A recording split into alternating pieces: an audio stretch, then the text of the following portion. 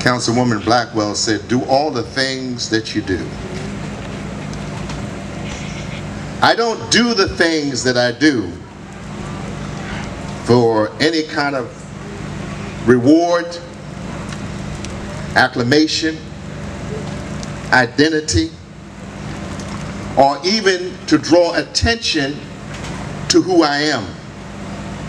And I say that because there are so many people who think the way that I dress, the way that I talk, the way that I walk, and the way that I carry myself, it's about me. It's never about me. It's always about the people that I've had the privilege and pleasure, directly and indirectly, to come in contact with, to share the experiences that the good Lord has rewarded me with. See, when I was born in 1936, you could not even dream the journey that I've been on. It wasn't possible. He made it possible. He sent me here to do what I do. And in return, he rewards me.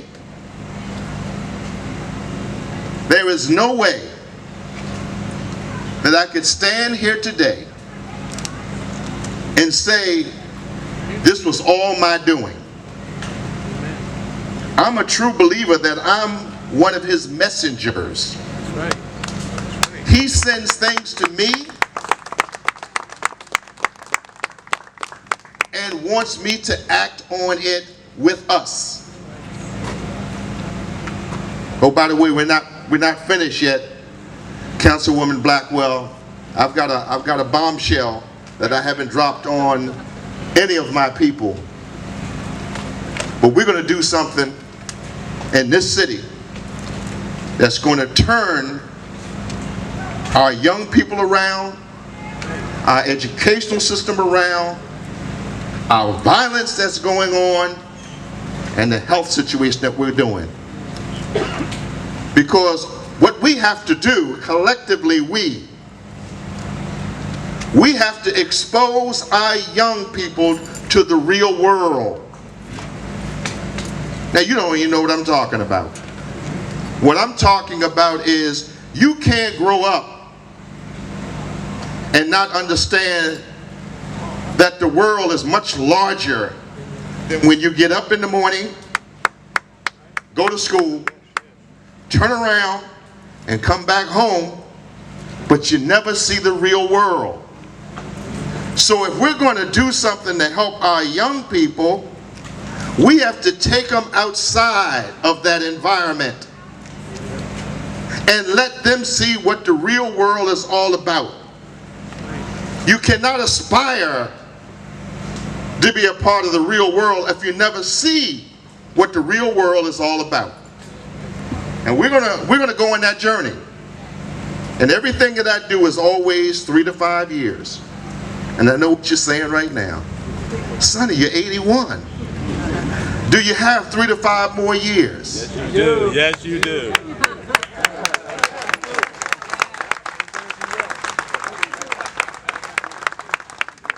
He just sent the message. He wants me to do this.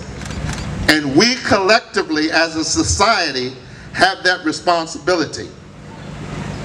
We need to take them to legal office. We need to take them to businesses. We need to see that they can see what is outside of what they get up every morning and never see. Business people, educational people, people from different walks of life. They have to be able to see it, to aspire for it. And if we do that, all of the things that I've been doing over the years will become a reality for many of them, as things have become a reality for me. It made me feel so good to walk down the street and see some of my friends that I grew up with. You won't understand this, but I grew up at 16th and Dolphin. In my neighborhood, I was the man. I was the man. Not only in athletics, but in other things that I did. And people followed me. And we developed a team there called the 16th Street Cardinals baseball team.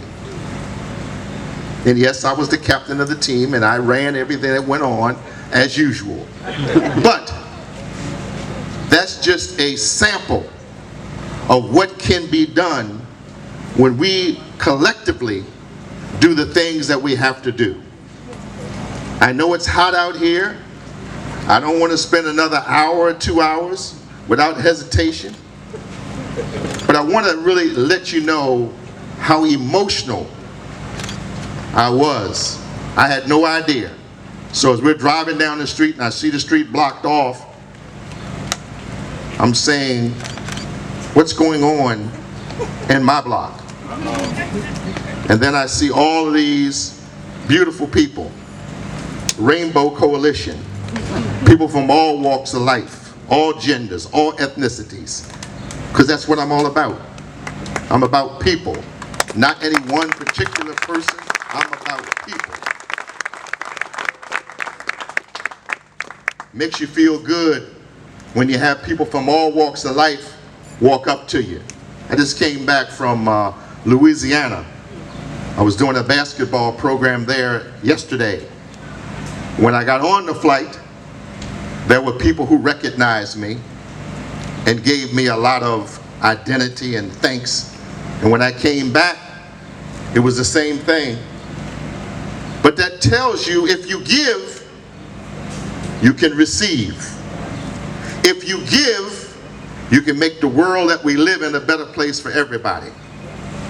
So when I look out and see so many of you who've played a permanent part in who I am and what I do, if I tried to single out any individuals, it would be difficult. But there would be no way that I could stand up here today and didn't say thank you to the Gamble family. Give them a big hand for me, please.